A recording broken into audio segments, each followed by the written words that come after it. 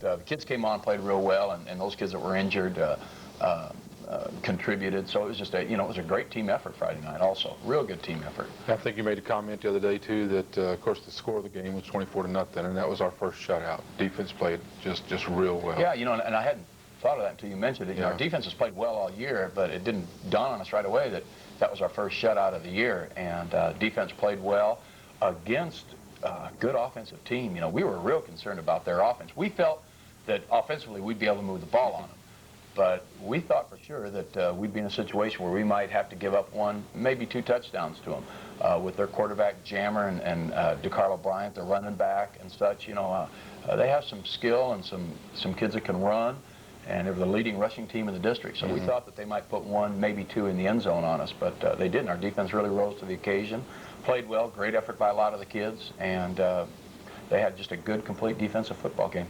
Offensively, we moved the ball up and down the field at will just about. About the only negative for the whole game, I guess, was the yellow flags that were flying. Wasn't that a negative? Yeah. And particularly after looking at the film. When you go back, of course, during the course of the game, they throw the flags and you get upset and mad, but, I've never, and I don't think you've ever seen a time when a referee changes his mind, once he throws that flag, it's pretty much there.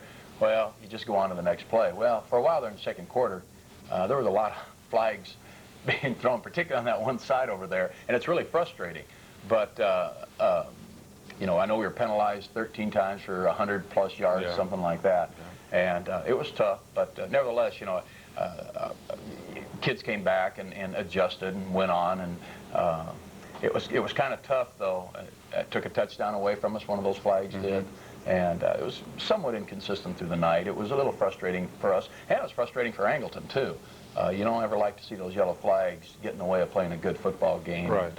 But it worked out okay for Texas City, and we got the W anyway. Yeah, you mentioned that they came back and overcame that, and a lot of times whenever a team is penalized as much as Texas City was the other night, they do let that bother them throughout the game, and it does affect them. But the other night, we just overcame that. And there's no doubt through the course of the game, the kids get real frustrated with that, particularly at halftime when the kids came in. And of course, the kids just insist that they weren't holding and just insist that they weren't offside, those kind of things.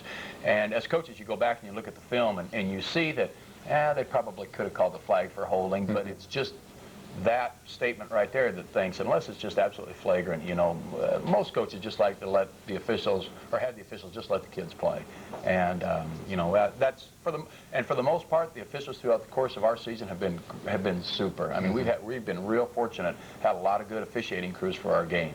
And, but, you just go on, you can't let it affect you, and we came out second half, played much better, and reduced our penalties also. Yeah, we did. Yeah. Well, all right, I'll tell you what, when we get back, let's look at some highlights of this one. Yeah. Okay? We'll be right back.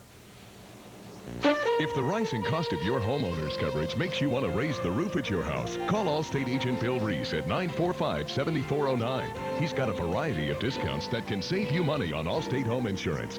Ask Bill Reese which discounts you qualify for and how much you can save. Call 945-7409 or stop by the Allstate office at 2707 Palmer Highway. When it comes to home insurance, you're in good hands with Allstate. Allstate Insurance Company, subject to qualifications and local availability.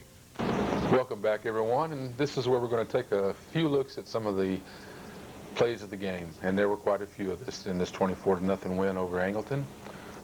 Let's take a look at this first one here. All right, this first one is a nice run by Yoshima Greeley. Right, Yoshima does a good job of running, period. Every time he touches the ball, you think he's going to make a positive gain. He gets a little excited. I didn't notice that during the game. I didn't either. That looked like Desmond there, didn't it? Pretty excited, yeah, it did.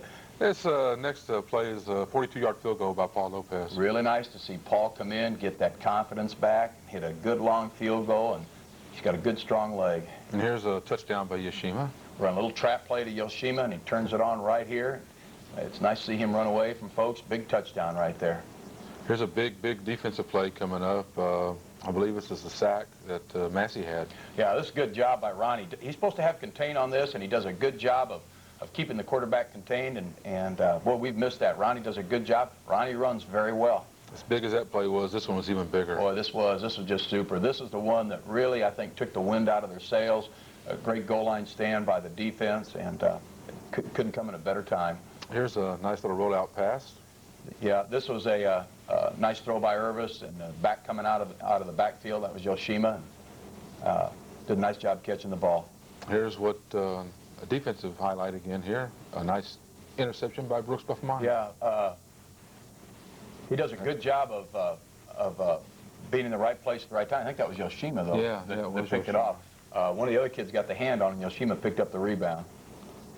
Here's a touchdown pass, first of the year to Jeff Smith. Big Jeff Smith. Jeff Smith. He was so excited. We were excited. And he caught the ball and got in the end zone. And, you know, that was a pretty big moment for everybody. Yeah, he beat up a few of our kids there, and that was great to see Jeff do that. All right, that was the plays of the week for this week, and we'll be right back after this. The Texas City Quarterback Club invites you to join them in the endeavor to enhance Stingery football at all levels. The Texas City Quarterback Club is a financial support group of the Texas City Stingery football program, grades 7 through 12, with projects like chartering buses for varsity team travel, sponsoring the annual Texas City Track Meet, and hosting the annual football awards banquet. Become a member and become a part. Welcome back, folks, to this segment. Now we're going to talk about injuries and then tell you who our award winners were for this week. Rusty, like I said earlier, you were kind of concerned about the injuries going into this game. How about coming out of it? Well, we came out of it pretty good, Rick. The sad thing about the game is we lost Ray Ramirez. Right. And it looks like he broke an ankle. He's going to be out for the rest of the season. And he hurt it on the reverse. When we ran a reverse, he got a nice gain on it and then was tackled right around the ankles and ended up breaking the ankles. So he's going to have surgery on it to fix it up, and he's going to be fine, but he's going to miss the rest of the season. And that will hurt us. Ray is a big contributor to our offense and defense, and we're going to miss him.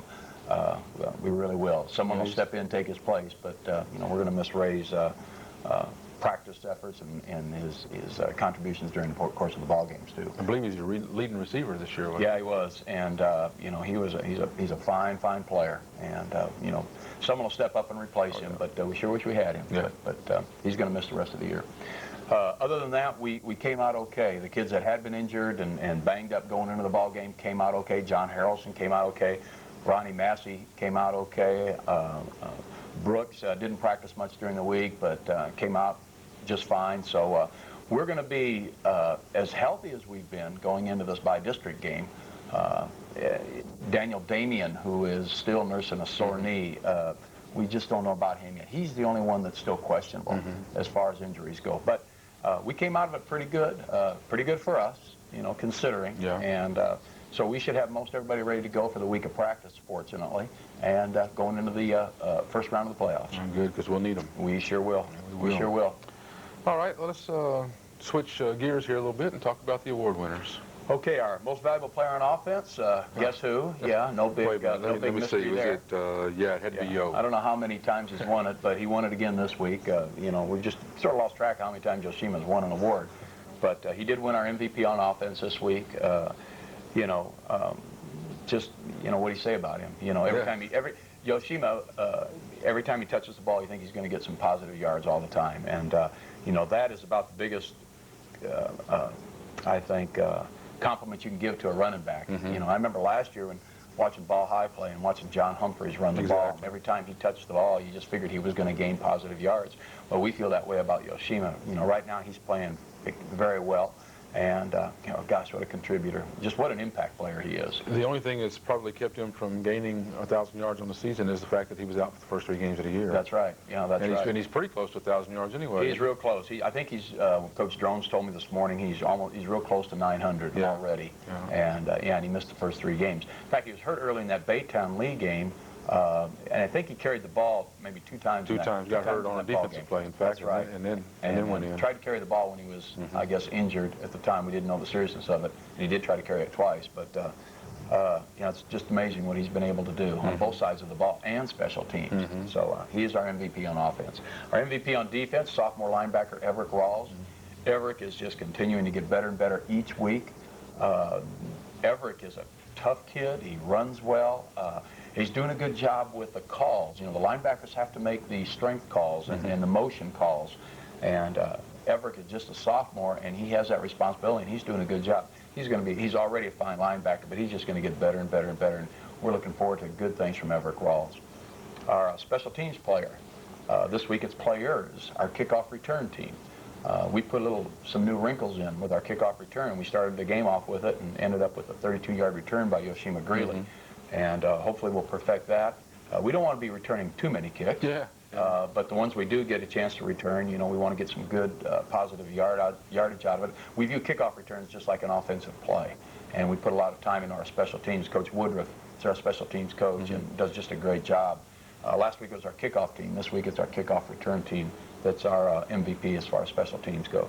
Our scout team player of the week is Carlos Romero, junior linebacker. Gave us a great look during the course of the week and really gives us a great look the entire has given us a great look the entire season running scout linebacker. He's also a varsity backup, does see some action, and will be a major contributor to our program. But he was our MVP on the scout team this week. Okay.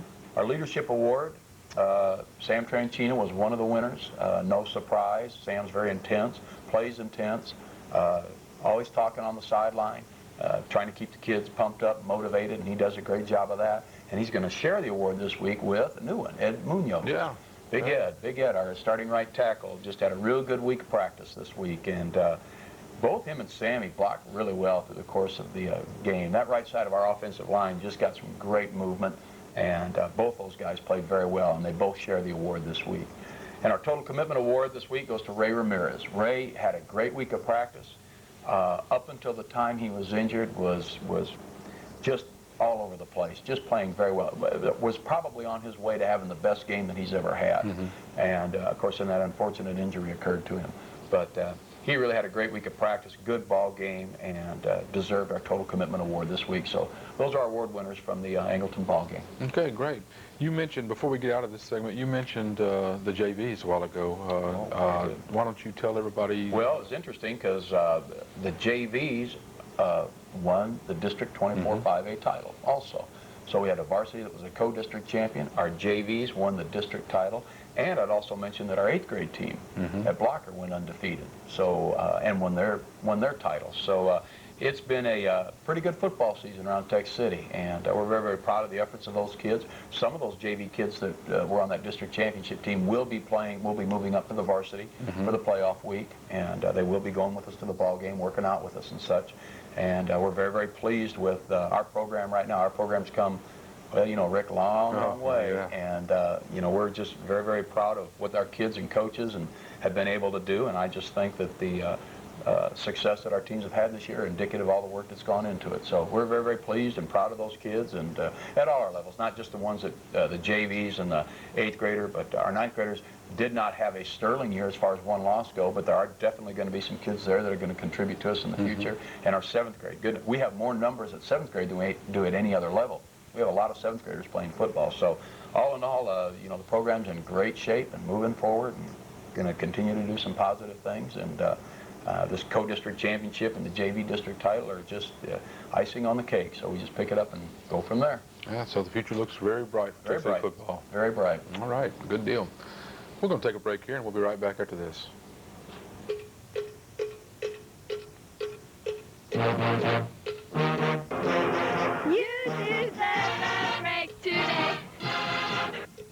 Stop by the Texas City McDonald's to see an instant replay of any game. You deserve a break today. Take a break with McDonald's and the Texas City Stings.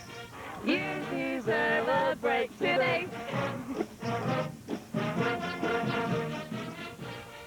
Our special segment this week is going to feature the Texas City Sports Medicine Department, more specifically our trainer, our head athletic trainer, Bob Ross, and his assistant, Lisa Ehrenstein. Now, these two have been very, very busy throughout the football season, tending to the injuries of our athletes and the rehabilitation. I'd also like to mention that working with them are two team doctors, Dr. Kenneth First and Dr. John Lewis. Hi, this is Allison Rasmussen from TCTV. And doing our follow-up for Stings who've been to the playoffs for 3 years in a row, today we're going to be interviewing the trainers. Now we're here with Dr. First, who is the team physician for the Texas City Stings. Dr. First, what do you view your main duties as the Stingray team physician? I think as the team physician, I'm there to support the athletic trainers and help advise them as to what players should return to the field and who has an injury that requires them to come out of the game. I think I'm also there basically for any emergencies that should happen to either the visiting team or the home team, and then to help get these young men back onto the athletic field when it's safe. Okay, how many years have you been with Texas City? I've been with Texas City now over 4 years. I was not there for the first year that Coach Dowling was on board, and then he asked me to assist him his second football season. Okay, we all know that you love all types of sports, but what kind of sports are you interested in? When I was in high school, I participated in football, varsity soccer, and also the varsity lacrosse team, which is a sport that they have in some parts of the country. Okay, do you see more athletes hurt during football season? Football is the time of the year I spend a lot of time with the Texas City trainer. I see more kids than any other time of the year, but it's also the most fun. Okay, thank you. Okay. Now we're here with Coach Ross, who is the head athletic trainer at Texas City High School. Coach Ross, what are your duties during football season? My primary responsibility is to take care of the athletes when they get hurt.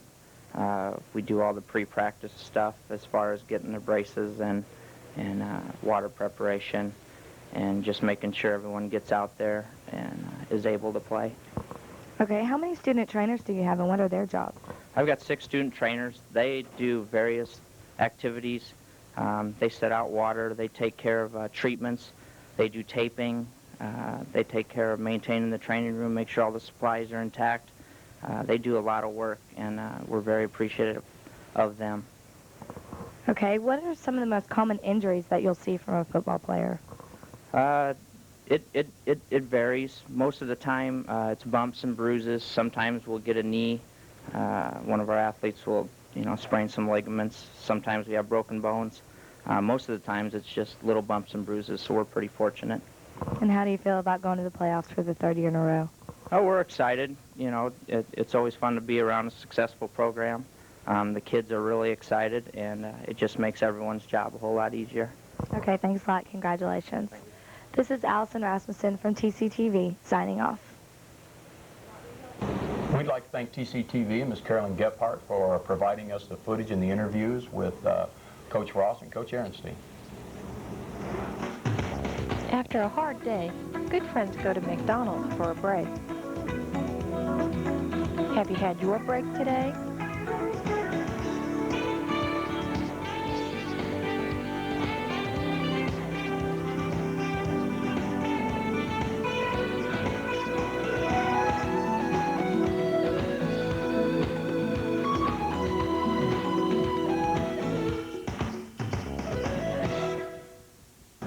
Welcome back, folks, to this segment, and this is where we're going to break down our next opponent, the South Houston Trojans.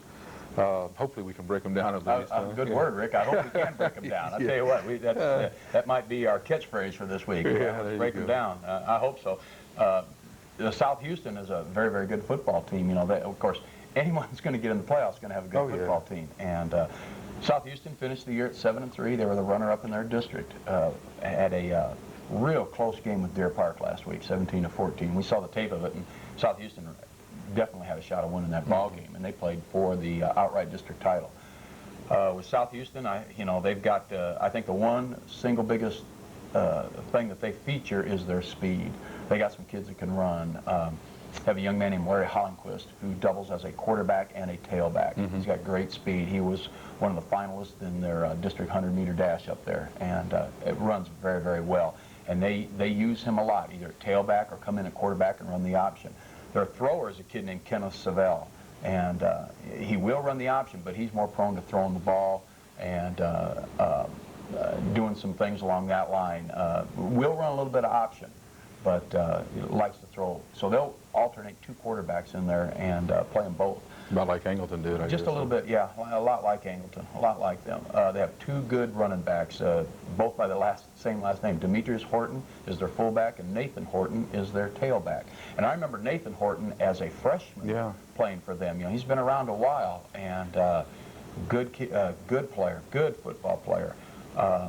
Those kids are their main weapons on offense. Those kids are always going to handle the ball. As I said, they've got good speed. They have very good speed. They have very, very good speed, and they can run. And they're the type that if they can get around the corner on you and get into the secondary, they have definitely the capabilities to go. They're average size in the offensive line. They have a young man named Mark Jones, who's the right tackle, who's a big kid, and they're pretty basic. They run a multiple offense, nothing that we haven't seen before. They do like to run a little no-back stuff, though, too, where they'll motion the back out of the backfield, and they try to create some confusion on defense by doing that. Defensively, they run a 4-3 defense, same defense that Angleton runs, exact same scheme. Not as big as Angleton, but very mobile. They probably run a lot better than Angleton did. They're not as big, but they're very mobile. The kids run well, and they're very aggressive.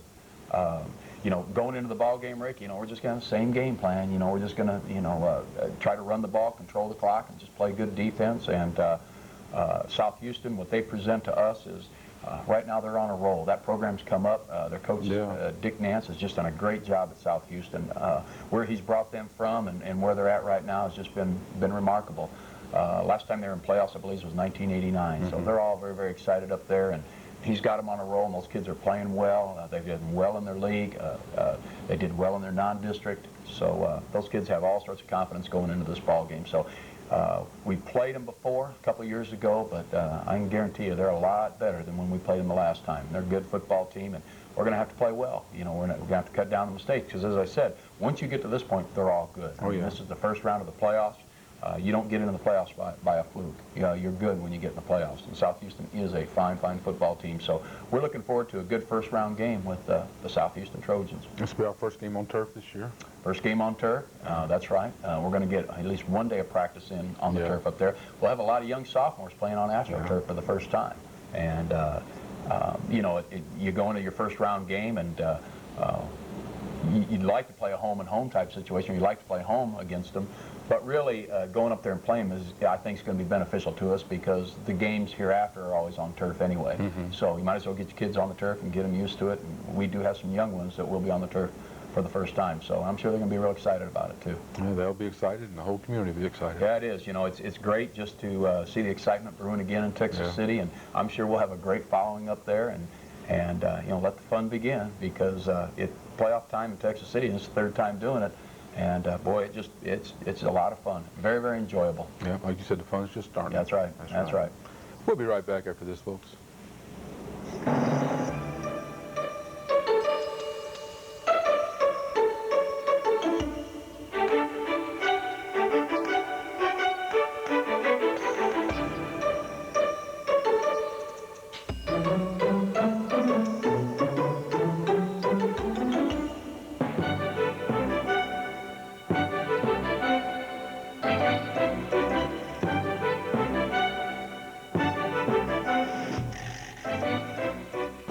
That'll do it for this week, folks. Thanks for watching. And for Rusty Dowling, I'm Rick Gillum, and we'll see you next week.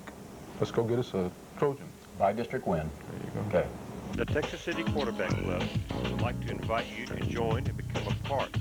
You can become a member for as little as $10. Meet head coach Rusty Dowling and special guests at Fairlanes Bowling Alley every Friday at noon. Have a buffet lunch and get the lowdown on the team and that night's game.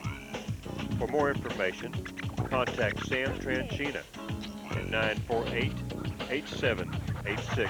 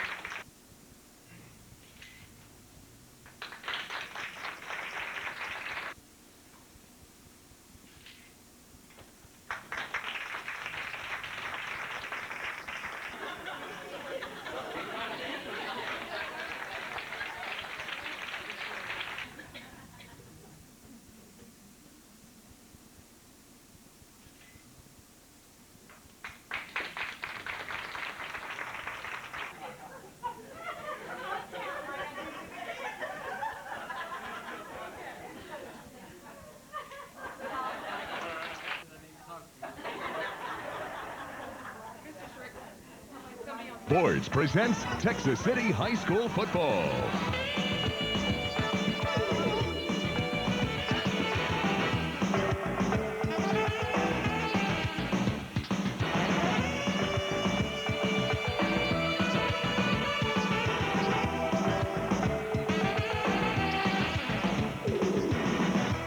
You've heard the old adage, records are made to be broken. Well, that's what the Texas City Stings have done by marching to the playoffs for the third consecutive year. Now, a new record for the school has been established. On the field tonight is a team that is comprised of players and coaches that are filled with pride, integrity, and determination. Live from Memorial Stadium in Pasadena, Texas, Star 104.9 KRTX FM and Instant Replay Sports present Friday night high school football. The Texas City Stings versus the South Houston Trojans. It is round one of the Class 5A state playoffs, the bi-district round. We have cloudy skies and a temperature of 62 degrees. Hello again, everyone. I'm Ray Flores, along with Bob Ford, to bring you all the play-by-play action tonight. This evening, the Texas City Stings are getting ready for their first postseason game of the year. To even make the playoffs has been a great achievement, and the way they did it, even greater. Our opponents tonight out of District 23 5A are the South Houston Trojans, who come into the game with a seasonal record of 7-3 and a district record of 4-1. They began the year with 12 returning lettermen. 3 start on offense and 2 on defense. Offensively, scouting reports show that the Trojans will run out of the I formation using a number of dive, trap, and option plays. In the air, South Houston likes to throw the short control passes, which have hurt Texas City all year. The big gun tonight for the Trojans will be junior Larry Hollandquest, who doubles as quarterback and tailback. Head coach Rusty Dowling says Hollandquest is just an all-around good athlete who finished the year number 3 in rushing with 775 yards on 104 carries and 9 touchdowns. Also in the backfield are Nathan Norton and Demetrius Horton, who gained 707 yards and 383 yards respectively. On the year, the Trojans finished 3rd in offense in 23-5A, averaging 262.5 yards a game. Defensively, South Houston runs the 4-3 and are a solid unit that move to the ball well. The Trojans finished with the number 2 defense in their league, allowing a little more than 189 yards a game. Their standouts are their linebacking core, Mike Wilson, Mark McKenzie, and Loris Amandetu. Now for Texas City. Inexperience has turned into experience. Diversity has turned into unity. And inefficiency has turned into keen ability. We continue to improve and get stronger each week, and those are 2 qualities you need to advance in the playoffs. Our pregame show will continue in a moment. This is the Sting Sports Network. After a hard day, good friends go to McDonald's for a break. Have you had your break today?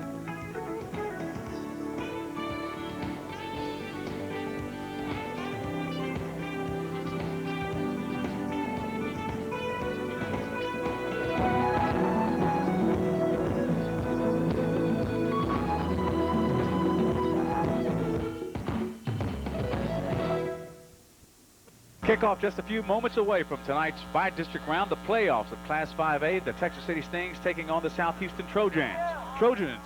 And, of course, he's here. He's here each and every week. He's my good friend and the expert of the Stings, Bob Ford. Hello, Bobby. Hello, Raymond. Back in the playoffs again, year number 3. And we find ourselves back at Pasadena Memorial Stadium once again on a night not much unlike it was last year when we played up here. I like the way that sounded. Back in the playoffs again. Back in the playoffs, back in the high life again. Texas City Stings, 3rd year in a row, and this is the first round of postseason action for the Stings. It's honestly, the weather, I was very concerned about the weather today. I know. It has turned out a lot better than we had earlier expected, at least up here in Pasadena. There is no rain at the moment, and there really hasn't been any rain up here in this neck of the woods for the past couple of hours. So keep in mind, too, that we are playing on an artificial surface, artificial turf tonight. Yeah. And so the field itself is in pretty good conditions. Maybe a little bit damp, but all in all, no rain coming down, at least at this point in time. The only time that artificial turf and bad weather, when it rains really bad, that when it plays a factor, is that it becomes too slippery if there's a constant rain, and that's during the game. Right. But more than likely tonight, looking down at the field, it looks like it's in really great condition. Well, this is one of the nicest facilities in the Gulf Coast area. A very nice facility up here. The field looks great. Looks better than the Astrodome, as a matter of fact. But tonight ought to be a good one. We've got a good game coming up here. I was just listening to you warming up here and going down the stats, and we're looking for two different quarterbacks for the Trojans. And what's really interesting, you've got Larry Hollandquist and Kenneth Savell. And when Hollandquist is not in the backfield calling the signals, Savell is, and Hollandquist is out as the receiver. He is the number 3 receiver in district, and that's not too bad for a quarterback. Not bad at all. In fact, we've just found out that Savell will be the starting quarterback this evening. But as Bobby was saying, more than likely we will see Hollandquist at the helm throughout the night tonight. What about the other big guns for South Houston? Well, they've got, my goodness, I think they've got like 3 of the top 15 in District 23-5A insofar as rushing. Of course, you've got Larry Hollandquist, who basically does everything. He's your Yoshima Greeley for the Trojans. He is the 3rd leading rusher in District 23-5A, averaging about 7.5 yards a carry. After him, the number 5 rusher in district, also wears a red and white jersey for the Trojans. His name is Nathan Norton. Keep an eye on him tonight. He averages just over 5 yards a carry, 7 touchdowns for the 95 campaign. Demetrius Horton, a junior from South Houston. He'll also be carrying the ball tonight. He is number 9 in District 23-5A, averaging just over 4 yards a carry. And the teams have come out onto the field, complete with the orange and black and white balloons for the Stings. And they will go definitely right into the flight path, the approach path at Hobby, which is just right down the road from us here. And they're heading to the west, too. But all in all, it ought to be a great night of football tonight. The weather, although the turf itself may be a little bit damp and may be holding some water out there, I don't really believe that it's going to be that much of a factor if it maintains the way that it is now. We have one injury report to tell you all about for Texas City. He is out for the rest of the season, sorry to say. That is Ray Ramirez, who suffered a broken ankle in our game last week against the Angleton Wildcats. He had surgery on Tuesday, but he is out for the rest of the season. So all the best to Ray. Is he up here tonight on the sidelines? I imagine he is. I probably is. Replacing Ramirez will be Nathan Perez. So it's a sad loss. We're sorry to miss you there, Ray, but maybe they'll dedicate this one to you for the broken ankle. All right, the captains for both teams are coming out on the field right now. For the South Houston Trojans, number 6, Loris Amandetu, and number 40, Amory McIntosh. For the Texas City Stings, Yoshima Greeley, John Harrelson, Chad Adams, and number 85, Jeff Smith. Well, they just broke. I think we're going to have the national anthem here.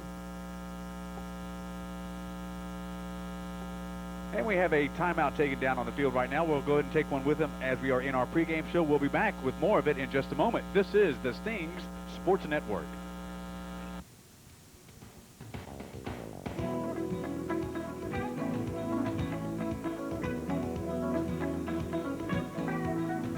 Stop by the Texas City McDonald's and sign up for a free value meal.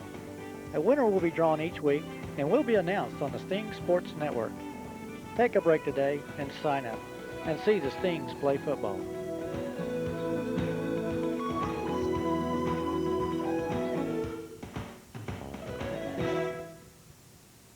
Back live at Memorial Stadium in Pasadena, Texas, and looking on the far side of the field across from us, as far as the turnout for the Texas City Stings, not too bad.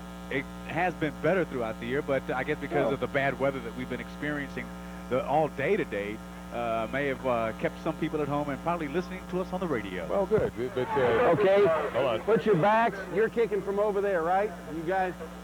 You can hear it and see it live. Well, you can hear it live. They deferred, correct? Defer to the second half. I don't think we have any. Texas City, well received. Let's go get them, guys.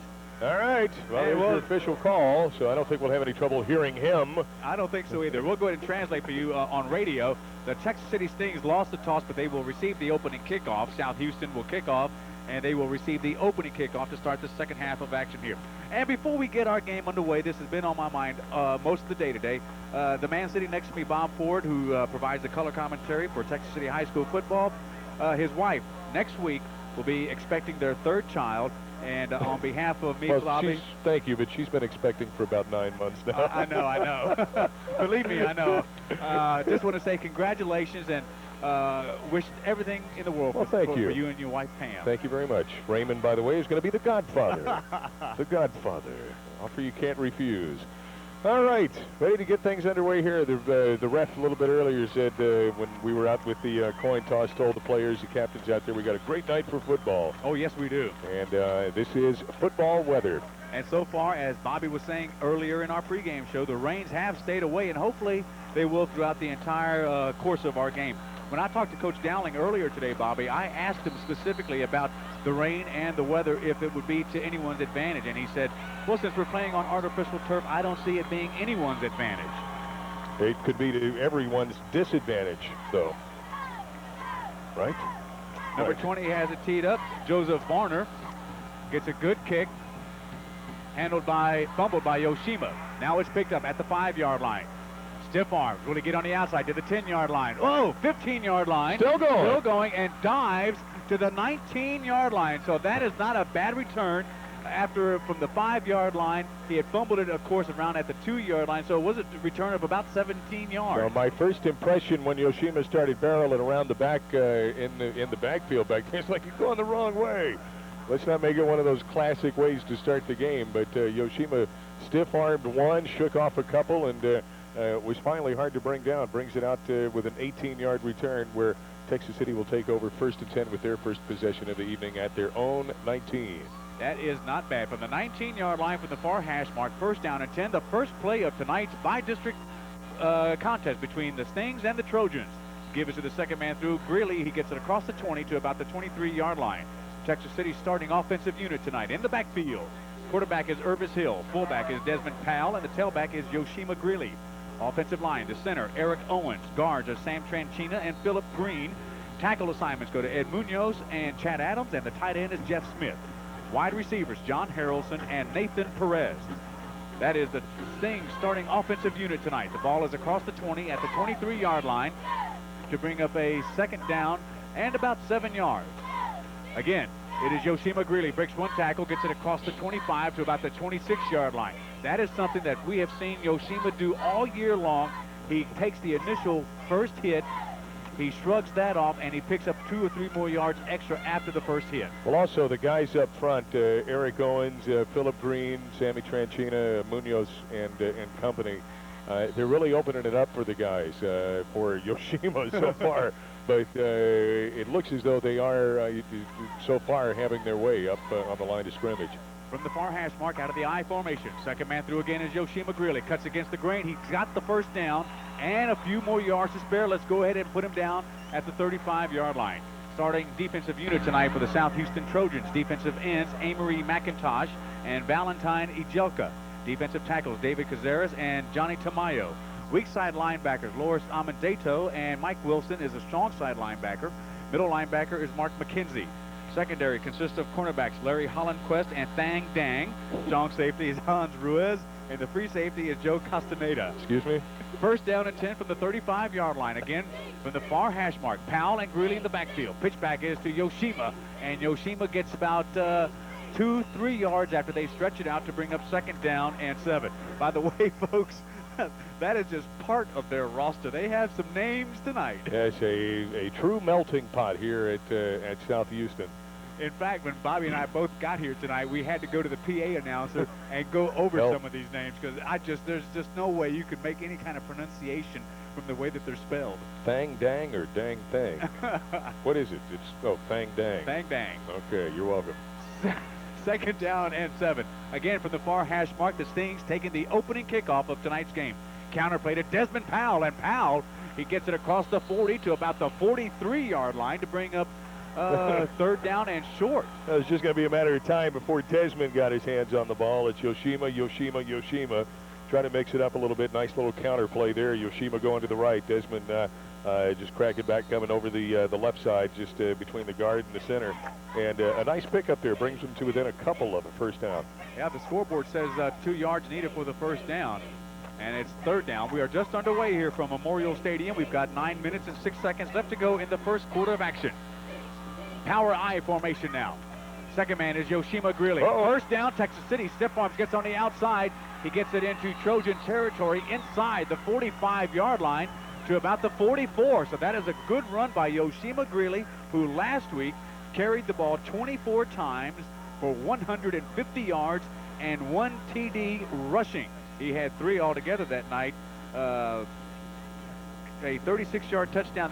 He had 2, excuse me. 36 yards on the ground, and he also had a 4-yard TD reception. Inside Trojan territory at the 44-yard line. First down and 10 for the Texas City Stings. Eric Owens, the man under. The man over is Irvis Hill. Fullback behind Hill is Desmond Powell. Behind Powell is Yoshima Greeley. Desmond Powell. Quick handoff and nowhere to go. No, that's big number 71 for the Trojans, Sal Portillo. 240-pound junior right up there. Just wrapped him up right around the ankles and dropped Desmond right there. So I'd call that probably, he's caught him behind the line of scrimmage. Maybe a loss of about a yard on that one. That's what they're going to mark it down, Bobby. A loss of a yard to bring up now second down and 11. I'm wondering when they're going to test the waters out here on the left side of the line. They've been going up the middle and to the right. They got a lot of room over here.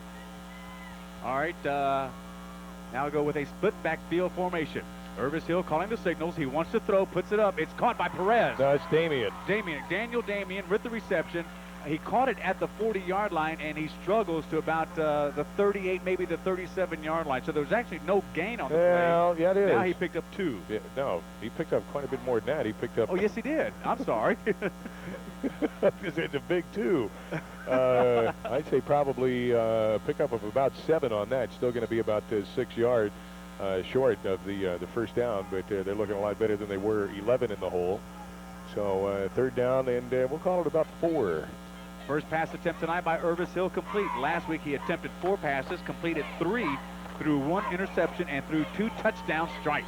From the near hash mark, third down and short, rolling out to the right is Hill. He should have run it, but he's going to put it up, and it's incomplete. No. He had nothing but daylight. I know he did. Well, that was he was looking over on the right side just to sweep out to the right side, and he had Nathan Perez leading him out in front of him. And true, Nathan was he had some running room out there, but Irvis had a whole bunch of running room in front of him, but he flipped it out there to him nonetheless, and it was an errant pass, and Nathan couldn't come down with it, so we're going to have to punt. No, we're not. I think Paul Lopez, well, yeah, they're going to punt. Lopez into punt. Is that Lopez? Yes, okay. it is. That's Paul, okay. And deep men are standing back at about their 10-yard line from the near hash mark. Here's the punt by Lopez. It's a high punt into the wind, calling for a fair catch. It's made at about the 12-yard line. There, the Trojans will take over first and 10. And they're starting offensive unit tonight. In the backfield, quarterback is Kenneth Savell. Fullback is Demetrius Horton. Tailback is Nathan Norton. Offensive line, the center is Gabe Castaneda. Guards are Salvador Corral and Nick Munoz. Tackles are Chad Buckaloo and Mark Jones. Tight end is Chad Cazares. Split end is Chris Caparellis, and the flanker is Larry Hollandquist. I believe we're going to see Hollandquist a lot tonight, Bobby. And Horton and Norton. And all the friendly Dr. Seuss characters. All right, they will operate out of the I formation. Savell, the quarterback.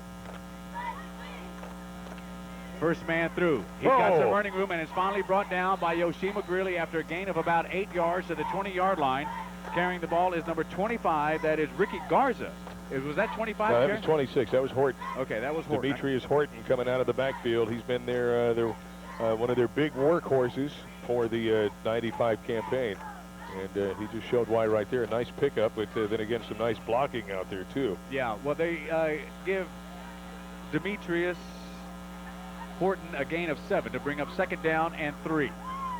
Savell calling the quarterback, calling the signals out of the I formation. What was that? That was a quick timing pattern, and the intended receiver never turned around. No, Horton, one of those quick passes where you got your guy split out to the left. He takes one step back and the quarterback just fires it laterally down the line of scrimmage. But he had 2 guys out there, and it looks like he just threw it right into the dirt. Last week, Savell attempted 7 passes, completed 5 for only 17 yards. He's been intercepted 8 times on the year, too. So go ahead, put it up there, Kenneth. All right, in between the 2 hash marks, it's 3rd down and 3 yards needed for the first down. Again, out of the I formation for the South Houston Trojans. Horton again gets the call, and I don't think he got it, Bobby. No, I don't think he did either. Right up front, Everett Rawls met him right up front. And Deion Christian, I believe. No, Adrian Daniels right in there as well. So the Stings let them get to within about 6 inches of a first down, but no further. So it's 4th down on their first possession tonight. The Stings defense, they stand true to form and they hold them. Yes, they do. And the punt is number 7, Larry Hollandquist. Their usual punter is no longer with them because of Graves. So Hollandquist will be punting from around his 9-yard line. Back deep to receive Brooks Buffamani. High snap, gets the punt off, and gets off a really good punt. Buffamani fields it, fair catch, down at the 44-yard line of the Stings. That's where they will start their operation tonight, their second possession. Jason Gravitt coming in there on the punt rush. Yeah, I saw that. He made a diving leap at it, and he almost got a hand on it. Wouldn't that have been something to block it back there when he's standing on his own 5-yard line? But Stings taking over again with fairly decent field position. They'll be cranking things up for their second possession at their own 44-yard line. So all in all, the first drive that they had wasn't that shabby at all. Just the miscue on the 3rd down. Nathan Perez, your receiver, to the top of your screen from the near hash mark. Second man through is Yoshima, and Yoshima is going to be brought down for a few yards lost. Loris Armandatu making the tackle. Yeah, they had the blitz on all the way. Loris Armandatu, and I think another one of their linebackers came in here. I didn't get a number on him, but they met Yoshima head on, and they dropped him for a loss of a couple of yards. So that's all right. You know, we've got other weapons. It's you know, time to start mixing things up a little bit. When they start keying on Yoshima, that's fine. Then you go ahead and send somebody out in the flats and just a quick toss out there, Nathan Perez or the like. In between the 2 hash marks, rolling out to his right is Irvis Hill. He's going to run, and he has some room. He's out on the far side of the field. He gets it into Trojan territory at about the 49-yard line. So that's not a bad run by Irvis Hill. He's quick, too. Yeah, he is. That's the thing about Irvis on the power sweep over to the right side. He can stay behind the blocking, and he's moving the entire time following the blocking. But yet with Irvis, when he sees the hole open up, he can just change his direction or just completely turn on the afterburners and zip right past the blocking to pick up the big yardage. Powell will lead the way in the fullback position. Behind him, Yoshima Greeley from the far hash mark. Second man through is Yoshima Greeley. First down, Texas City, inside the 45 to about the 43-yard line. Good run by Yoshima of what? Let's say 4 there, 3 there of 7 yards. 7 yards. Nice 7-yard pickup. Yoshima, and I don't know if I'm off base by saying this, but Yoshima, I can notice him running 2 different ways. And not to say that he's not successful at both, but there's times when he just runs very fluidly, and then other times when he runs like a madman. That's when he turns it on. That's what he's starting to crank up now. Well, you've got a power runner and a finesse runner all tied in one. How about that? Play action by Irvis Hill. He wanted to throw. Man is open. Now puts it up. Beautiful, it's beautiful. To number 82. Inside the 25 and down to about the, there's a fumble on the play, though, I believe. Is it? Hold on, folks. Fred Young on the reception. I don't think... no, there's no fumble. No. Texas City has it. Fred Young with a great reception. Yes, it was, and I've got to say that was a heads-up play on Irvis Hill's part. Irvis, with the roll out to the left side, had like 3 Trojans right in front of his face, and he was looking downfield for Nathan Perez, who was taking the coverage down the sidelines on a post, but yet Fred Young just slipped right in between the guys that were in Irvis's face. In that seam. And that seam and the guys that were covering Nathan. I believe you're right, because it was Nathan as the intended receiver, but he was covered too well. That's a good safety valve. From the near hash mark, it is first down and 10 for the Texas City Stings. Pitchback is to make that Yoshima Greeley. Cuts against the grain and gets it inside the 20 to about the 19-yard line for a pickup of only 1 yard if he got that. I don't think he did. No, I don't either. Last time these 2 teams met, by the way, was back in 1993. The Texas City Stings won that encounter 40-3. We are just underway here in the first quarter of action from Memorial Stadium in Pasadena, Texas. 3 minutes and 44 seconds left to go in the first quarter. No score as of yet, but the Stings have a second down and 10 from the Trojan 20-yard line. And that meeting back in '93, by the way, was not in the playoffs. That was in the regular season because the Trojans have not been in the playoffs since, what, '89? Oh, it's been a long time. Man comes in motion now to the top of your screen. Fumble from the center, Eric Owens, but a penalty marker goes down, Bob. Now, Irvis didn't get a handle on the ball. They were trying to move things out to the right side. I think it may be a delay of game. Nope, they're going to call it some motion on Texas City. So they're going to march out 5 against the Stings. Tonight's game brought to you by our fine sponsors who have been here with us all year long. Our friends at McDonald's Texas City, where you deserve a break.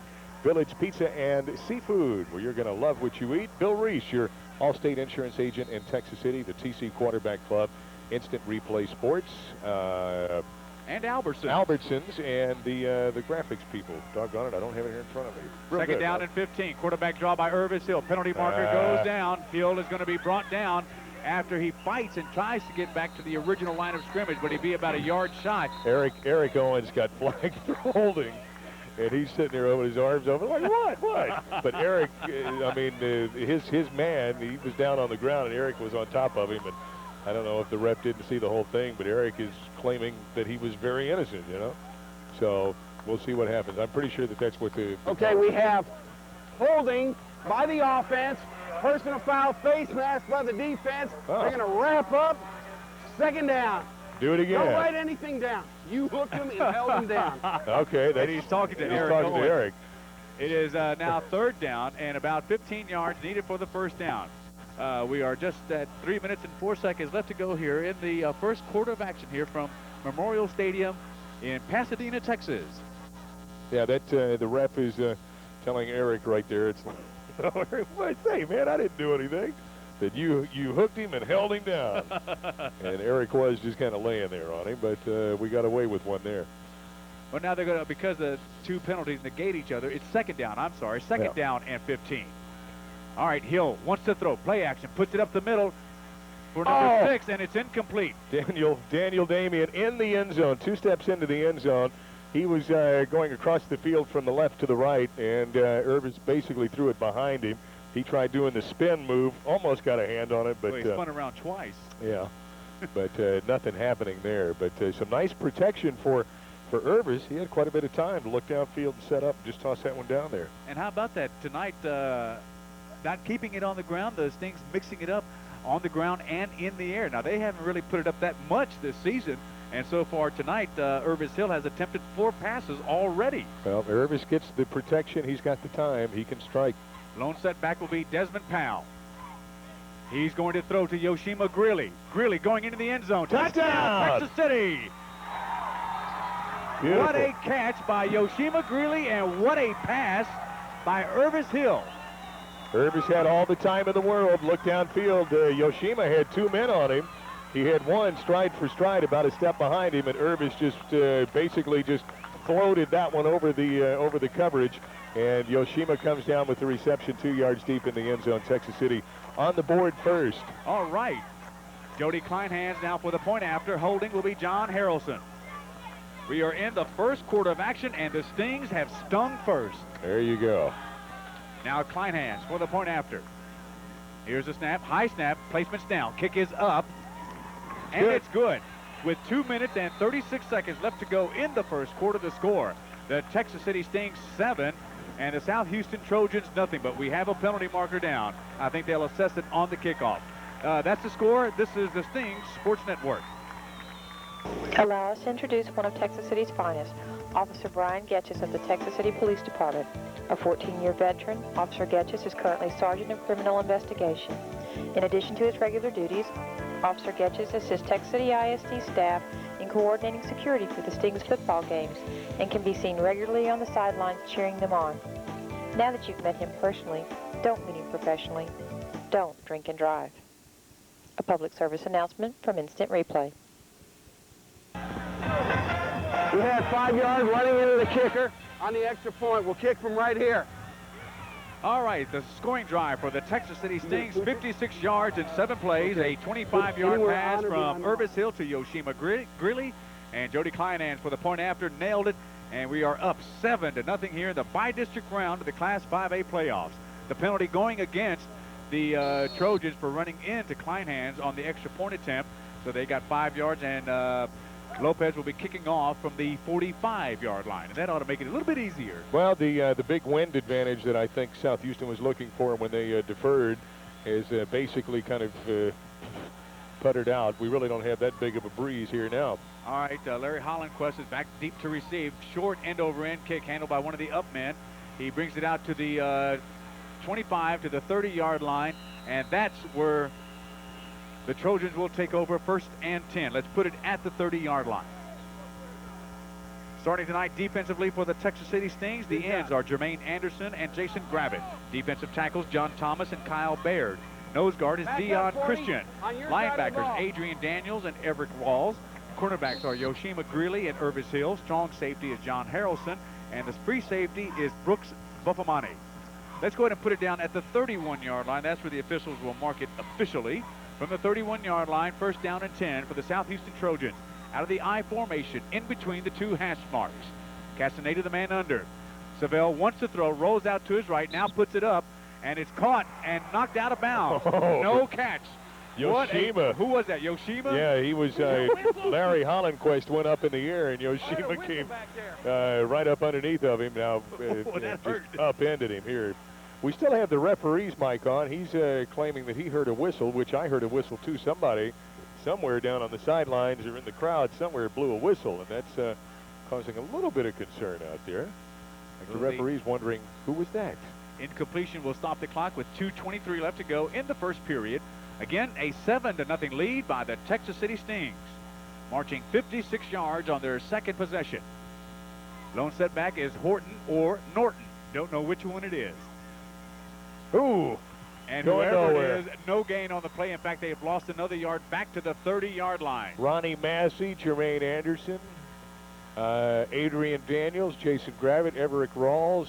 I mean, half the offensive unit. I mean, Horton was in the backfield. He was dropped for a loss of a couple. He really yeah, that's 2 yards. Yeah, really didn't get anything going there.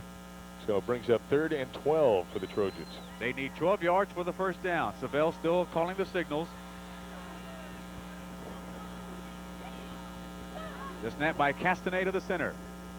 On a reverse. Oh! And Brooks Buffamani is there. I think that was Adrian Daniels. Adrian Daniels, they're trying to do a reverse. First the fake to the left, then the guy comes back to the right. And Adrian Daniels read that one from the get-go. He saw that that's what was happening, and he dropped him in the backfield for a loss of about 8. He nailed Demetrius Horton. Demetrius Horton, kind of a big guy, too.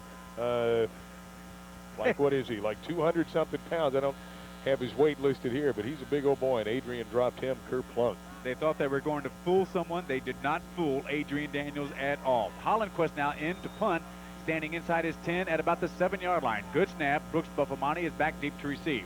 Buffamani is going to field it, and he's going to run it back. Brings it to the 40-yard line, up the middle to the 45, and there he is brought down. Good tackle by the Trojans, number 40, I believe, down there.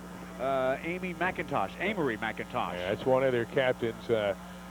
Brooks had 3 guys split about 5 yards apiece from each other right in front of him.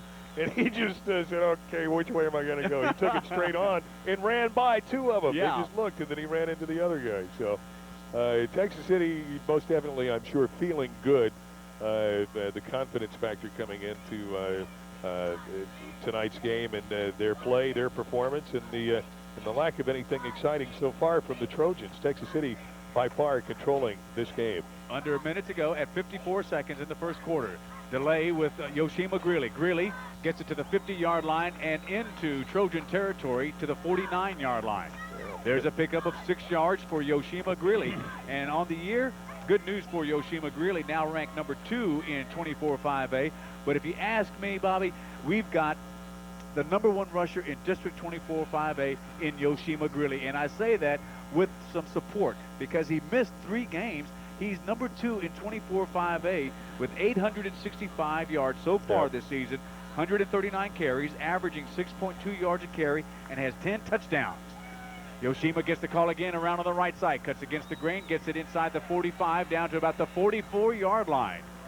So without a doubt, Yoshima Greeley, the #1 rusher in 24-5A, playing for the Texas City Stings tonight, and so far tonight, he's playing great. But you really can't say that. I mean, insofar as the numbers, Eric Daniel from Brazoswood, he is the #1 rusher. Yoshima #2. Now, hypothetically speaking, I mean, they rank it by the number of yards. 39 yards. 39-yard difference in 3 games. Obviously, Yoshima, had he been there for the 3 games, well, would also, be. Remember that one intentional safety that he ran That's back true, for ran about backwards. 20-something yards. Oh, well. Oh, well. All right. At the 44-yard line of the Trojans, first down and 10 for the Stings. Yoshima again gets the call, breaks 2 tackles, and manages to get a couple of more yards closer to the 40, let's say the 41, 42-yard line. Well, they're still not really shutting down Yoshima. I mean, as long as he's being productive and not really getting worn out here, might as well just go ahead and give it to him. He's chewing up 3-4 yards a carry. Been kind of successful for that. So that's going to go ahead and put the wraps to the first quarter of action here at Pasadena Memorial Stadium. Stings up by a touchdown, 7-0. This is the Stings Sports Network.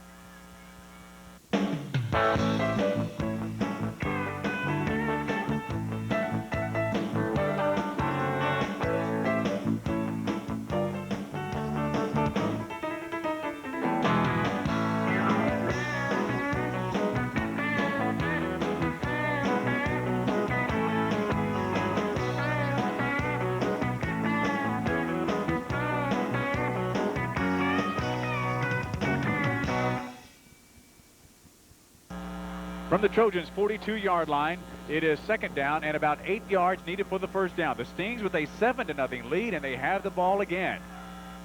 Irvis Hill wanted to throw, and he's going to be brought down by number 6, Loris Amendetu. Now, Irvis Hill trying to take a couple steps back, stay in the pocket. He was looking over to the left side for Nathan Perez and John Harrelson, both of them out in that direction.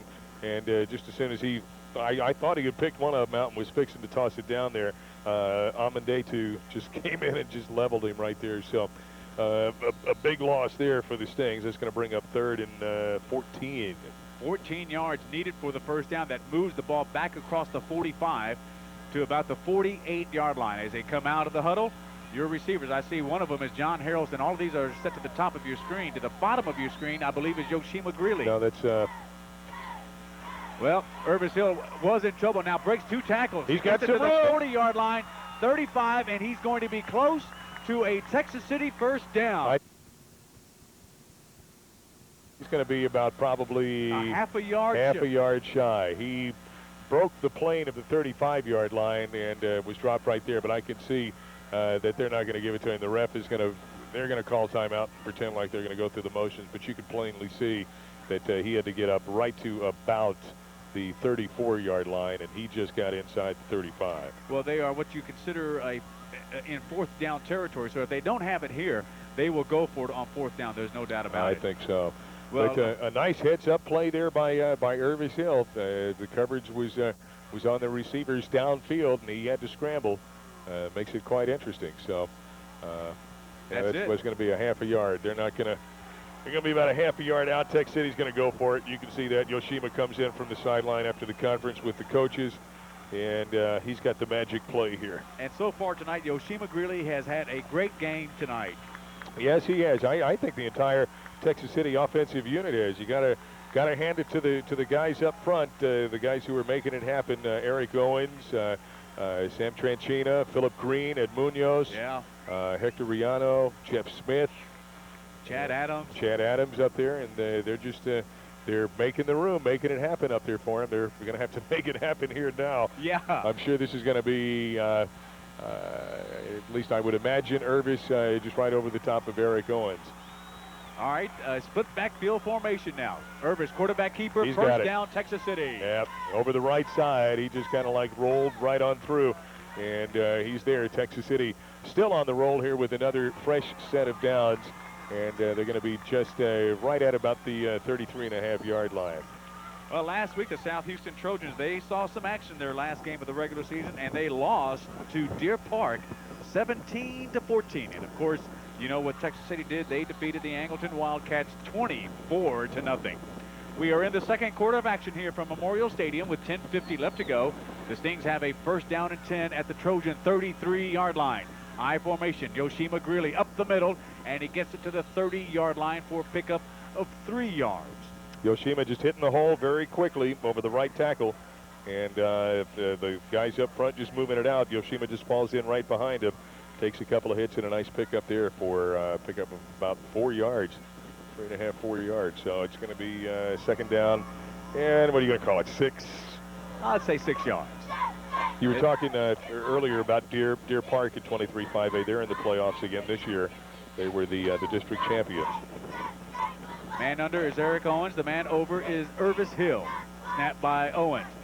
Rolls out to his left as Hill cuts against the grain, and he's going to be brought down for no gain. May have lost a yard to bring up now third down and about 7.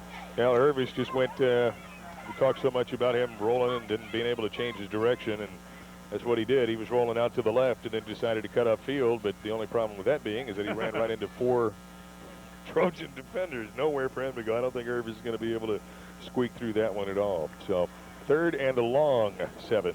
On the year so far, Irvis has attempted 47 passes, completed 24 for 423 yards, 6 interceptions, and 5 TDs. Third down and 7 now for the Texas City Stings. Straight drop back by Irvis Hill. Fires a good pass, and is going to be picked off by number 33 or 32. 32. Interception by the South Houston Trojans, and they stop this drive. The pass was intended for number 6, Daniel Damian. Yeah, just a little bit too tall. Daniel went up. He was had double coverage on him. He went up. The ball was tipped, and the guy came up with the interception. Thank goodness that Yoshima was over there on the side, because he had 3 of his fellow defense guys right there next to him to run the upfield blocking for him, but Yoshima there just to shut it down. One thing about that pass play, Bobby, I like the way the pass was thrown. It had a little zip on it. Yeah, it did. All right, so the Trojans will take over first and 10 at their own 33-yard line. Give it to the first man through. That is Horton, and he gets it to the 30-yard line. Yeah, Horton popped by David Solis just a couple of yards up. Solis from the linebacker spot dropped him after a pickup of a couple. So Texas City trying to shut things down here, not let South Houston build up that big of a head of steam here, but that's got to be frustrating when you're driving, trying to get it in for a score again, and you've been so successful to lose it on a turnover. That is the 19th reception for South Houston so far this year. I formation for the Trojans. Counterplay. And it goes to number 8, and number 8 is going to be brought down for no gain. May have lost a yard. Nathan Norton, the ball carrier. Yeah, Everett Rawls to bring him down. Also Jeremy Nolan, both of them getting up. And I'd say they dropped him for about a yard loss there. Indeed. Now brings up third down and 11 yards needed for the first down. Clock is moving down at 8 minutes and 10 seconds. We are in the second quarter of action here from Memorial Stadium. Again, the Stings with a 7-0 lead. Turnovers so far this evening, 1, and that's been against Texas City. 11 yards needed for the first down. Savelle's going to throw, puts it up. Oh, and almost picked off by John Harrelson. John Harrelson went up and tried to pick that one up. Savelle, excuse me, rolling out to the right. It looked to me like he threw a curveball. I don't know if it was just that he put too much top spin on it with the finger to push it down, but Harrelson was right in between Savelle and the intended receiver, who was about 6 yards behind him, and that thing just took a nosedive, and I think that's why John really didn't catch the ball. Hollandquist now to punt for the Trojans from about his 17-yard line. High snap. Give me a high snap. Brooks Buffamani back deep to receive. He gets a high kick, and it's not a very good kick straight at all. up. And it takes a true Trojan bounce across the 45, now to the 50-yard line, now to the Stings' 48-yard line, where they will take over first and 10. Did you notice when the punt came down and hit the turf? A big splash. I mean, the field looks great up here, but you can bet that it is just really soaked. That was quite evident there when the punt came down. Just bounced up and just a big splash of water in there. So it looks like it really is pretty soggy down there. But really, nobody's having any trouble with their footing tonight. I was I can notice a couple of guys. Irvis has a brand new pair of shoes on. And I'm sure that they changed their style of shoes, at least most of them did, going with the more artificial tennis shoe type of shoes. In between the two hash marks, first down and 10 from their own 48-yard line. Yoshima Greeley gets the call and fighting to get it down to the Trojan 46-yard line. Yeah, bringing it over the left side. Yoshima coming through just a whole bunch of traffic. But he darts and jets from this side to that side. He's kind of hard to hold on to, and a nice pickup there too. Going to bring him to but within about a long 4. One good thing about Yoshima Greeley, if you've been watching on television the past few weeks or the past season, he has got great acceleration. Once he gets his hands on the ball, his wheels are churning. He can turn it on. About 4 yards needed for the first down. Yoshima gets the call again, and he picks up about 3 more yards to bring up third down and short. About 1 yard needed for the first down. The officials will mark it down at about the 42-yard line. Yoshima following out to the right side, following Jeff Smith, Ed Munoz, Desmond Powell. They had the blocking out there, and the guys got their blocks, but there was just too much pursuit. The coverage just basically collapsed, and Yoshima probably about 2 yards shorter than where he wanted to be. Checking out of the game for the Stings, Marco Vasquez. Again from the in between the two hash marks.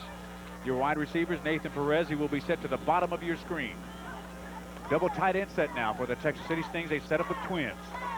Play action with Desmond Powell. Irvis is going to keep it, and Irvis dives for a first down inside the 40 to the 39-yard line. That was one of the things, the way that they were lining up. Yoshima, he lost his shoe. His whoopies, his new whoopies. Irvis, those look good, buddy. They really do. So, hey, you know, Irvis coming around with the fake dive to Desmond right up the middle, and just basically bouncing off tackle, bringing it around in a last effort dive, and he picks up the first down. Powell and Greeley in the backfield, out of the I formation. Again, double tight end set for the Texas City Stings. Pitch back is to Yoshima Greeley on the left side. Oh, open room. Yeah. He just could not maintain his balance, and he knows it too. Yeah, Yoshima bringing it around to the left side on the sweep outside. He got outside and took just I would call it, I guess, a glancing blow right off the hips, and popped him. The guy didn't hold on to him. Yoshima got loose, but popped him just enough to where he couldn't keep his balance. And with this unsure footing tonight, just really couldn't regain his balance, and he goes down. I think he would have been dangerously close to punching another one in had he maintained his balance. From the 32-yard line, second down and 3 for the Texas City Stings. Snap by Owens, play action by Irvis Hill. He's going to have to throw it now, puts it up. Oh, look out! That is open. He's got it. Jermaine Anderson inside the 5. He's there! Touchdown, Texas City from 32 yards out. My goodness, Irvis Hill, you got to hand it to him. He was rolling out to the right, had big number 6, Larry Amendetu, 190-pound senior, in his face. Irvis maintained his composure, threw it downfield past the coverage. Jermaine Anderson had to turn around and wait for the ball to get there, but he hauled it in and just tiptoed the last 4 yards down the sideline. I didn't know if he was going to get in or not, but Jermaine does, and a storybook catch there. Stings go up 13 zip, waiting for the point after. Attempting it will be Jody Kleinhans. Holding will be John Harrelson. Good snap. Kick is up. It's nailed. With 5 minutes and 5 seconds left to go before halftime, the score is now the Texas City Stings 14 and the South Houston Trojans nothing. This is the Stings Sports Network.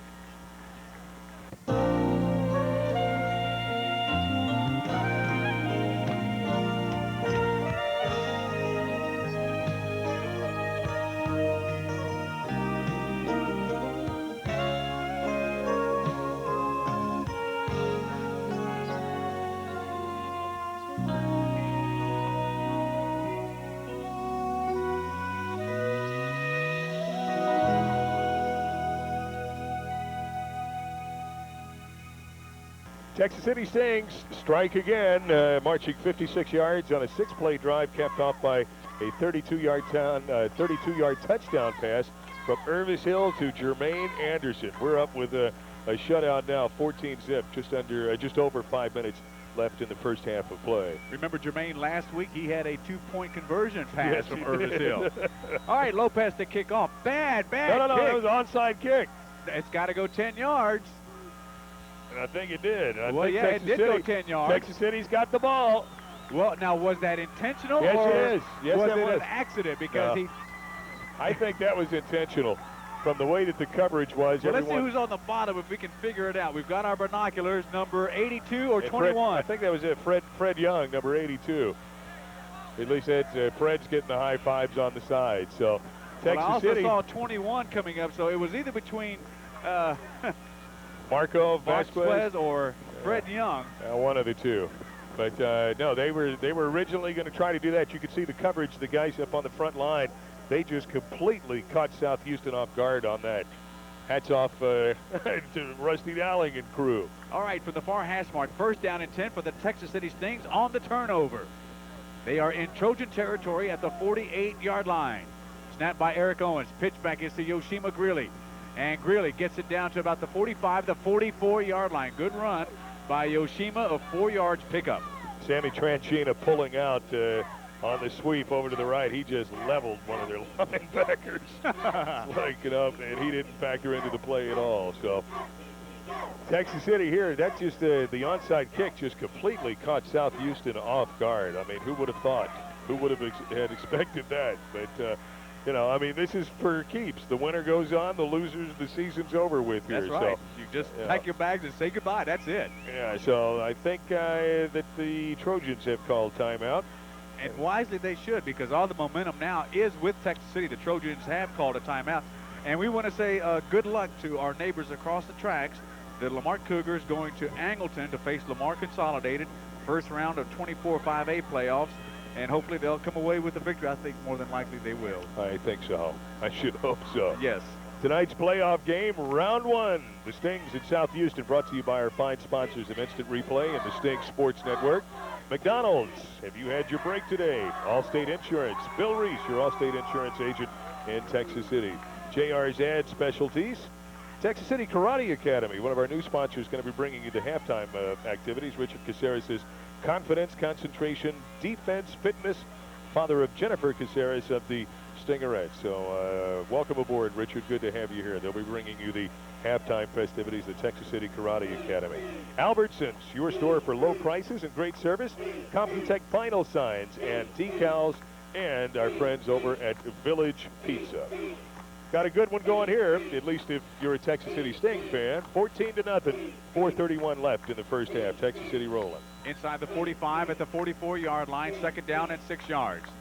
On the counterplay to Desmond Pound, trying to get on the outside and not able to do so. That was a good play, though. Good call. It just took a little long in developing, and the Trojans were able to read that and finally put the stop on Desmond Powell. Well, Desmond gained more yards laterally. I mean, he went down the line of scrimmage, right on the line of scrimmage, perhaps 6-7 yards, and never did have the opportunity to turn it upfield. He was thinking trying to get outside the whole time, and by the time that he did get to where he could get outside, there was a guy who beat him head on there. So no gain on the play. 3rd and a long 6.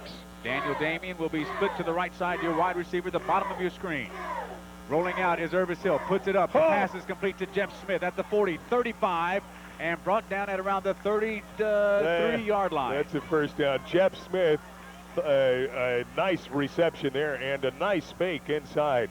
Yoshima getting the fake. Everyone, all the pursuit and all the coverage going to Yoshima on the inside. And a nice little bootleg by Irvis Hill, bringing it around with the just the quick toss, the quick flare pass to Jeff. And Jeff brings it upfield for the first down. Jeff thought he was going to pop the little number 24 who was covering him. I thought it was going to be a head-on collision, but Terrell Wright went for his legs. And Jeff like, where'd you go, man? All right, from the 33-yard line, 1st down and 10. Second man through, Yoshima at the 30, 25, 20-yard line. He'll go in for a touchdown. Well, we got a flag, though, and it looks like it may be. Nope, they're calling it. I think we may have a bad block or a holding call. Because that was, let's see, we got our refs. Mike, let's turn it up and see what the initial call is going to be. Holding against the Stings, I believe. That's it. That's going to nullify that 33-yard touchdown run by Yoshima Greeley.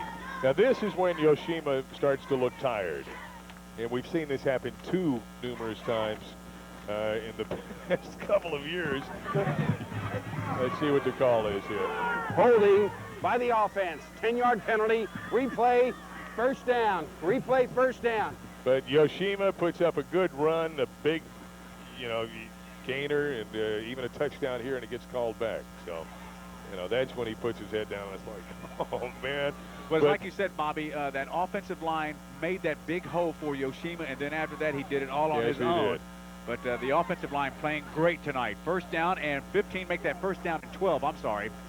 Second man through Adrian Daniels at the 30-yard line, 25, 20-yard line. Still going. 15 down to the 14-yard line. That's a first down. First down, Texas City. Adrian Daniels looking like Yoshima, basically the same call that we just saw.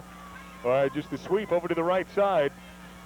And Daniels followed the blocking as far as he could, went upfield, met two guys head on, and they proceeded to jump on his back, and Adrian proceeded to carry him downfield. So a nice pickup brings it right inside the 15 at the 14, and another fresh set of downs for the Stings. First down and 10 for the Texas City Stings, trying to pad their 14-0 lead. 14 yards for pay dirt in the backfield. Desmond Powell and Yoshima Greeley in between the two hash marks. They set up with twins. First man through, Desmond at the 10-yard line and goes down at about the 8-yard line. That play, just the quick counter to Desmond is just, just a quick dive. It is always so successful because it just develops so quickly.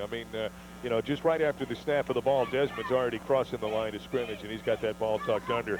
And a nice pickup of about 6 yards on that carry by Desmond.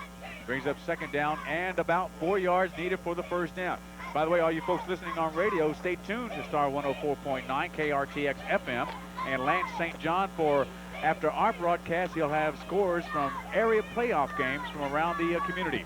Power I formation, pitch back is to Yoshima at the 5-yard line, and it gets it down to about the 1-yard line. This is Yoshima territory where he just really can't be denied. He had 3 guys on his back there, and he was still churning, trying to get it into the end zone, but they're going to stop him a couple of yards shy there. Do you think he still looks tired? No, not at all. Well, I didn't get the chance to say that because the play started. When I was talking about that, I said, you don't have to worry, though, but because Yoshima's going to be out fresh as the first play of the game on the next series, and you can plainly see that. First down and goal to go. Yoshima Greeley dives over, touchdown, Texas City. Beautiful. Yoshima looking like something off the NFL highlight reel. Just doing the high jump right on the top of the pile. He crosses the plane of the goal line, and the Stings on the board again. My goodness. The only activity over here on the South Houston side of the field up in the stands is that the folks have broken out their umbrellas. Starting to get a little bit of a light rain here, but that's about the only movement up here on this side. Really haven't had anything to cheer about.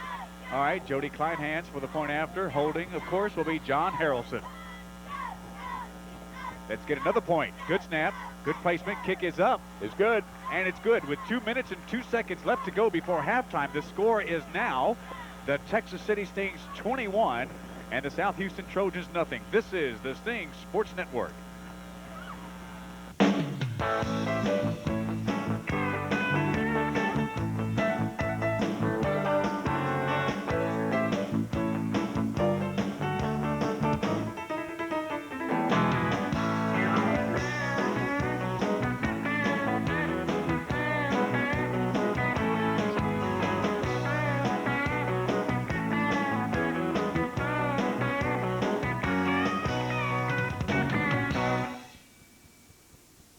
Back live at Memorial Stadium, the Texas City Stings blowing out the South Houston Trojans right now. 48 yards on the scoring drive. It took 5 plays.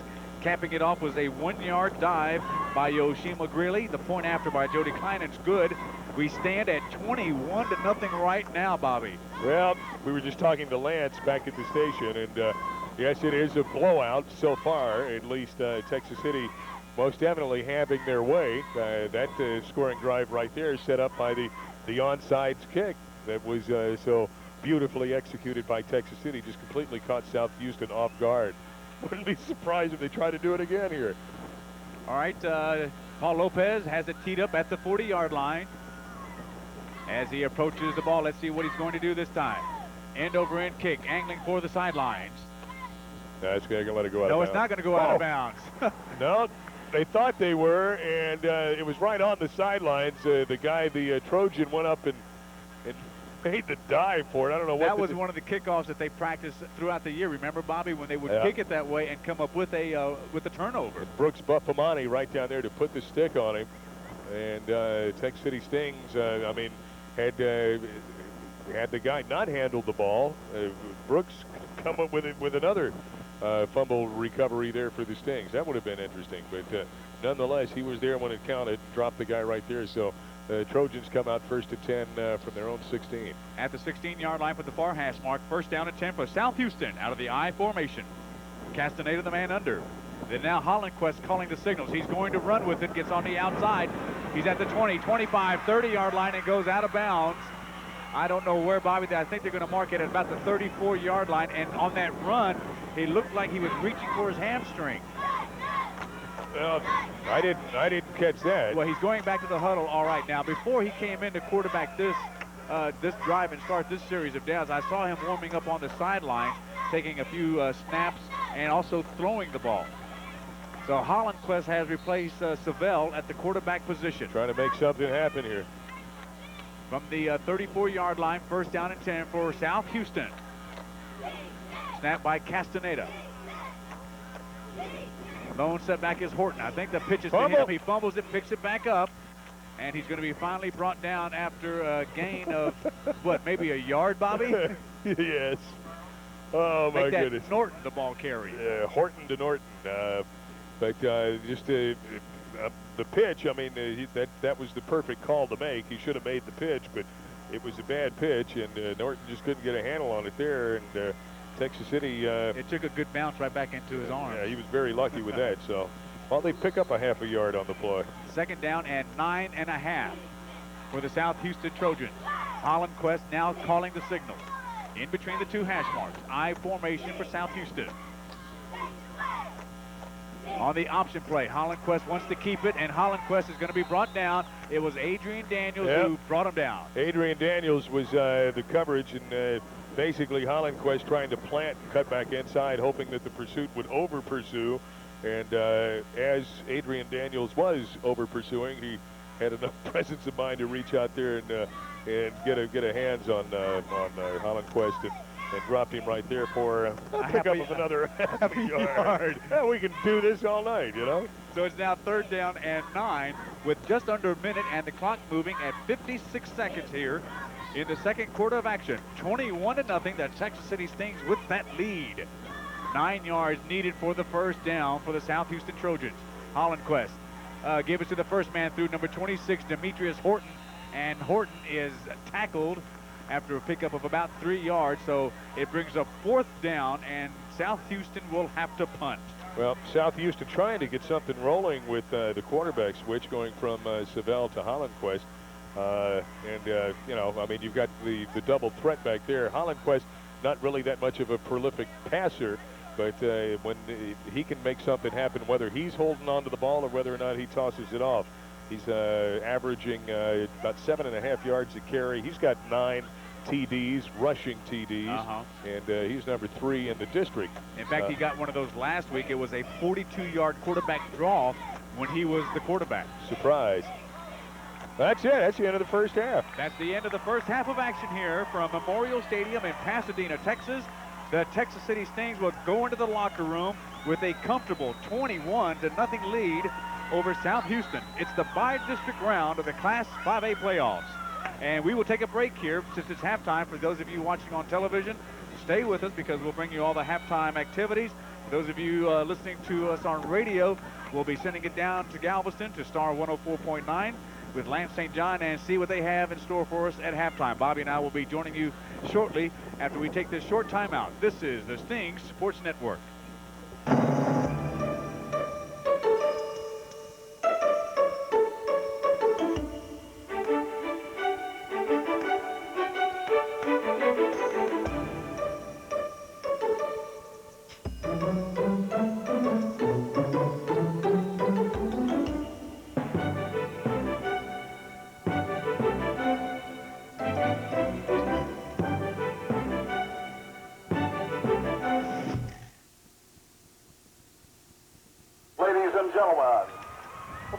Texas City and the spirit of Texas City High School, the Texas City Sweepstakes Award-winning, First Division winning, Swinging Stingery Band. Tonight, the Stingery Band will perform a Rain Sharks program for you. To the company drill of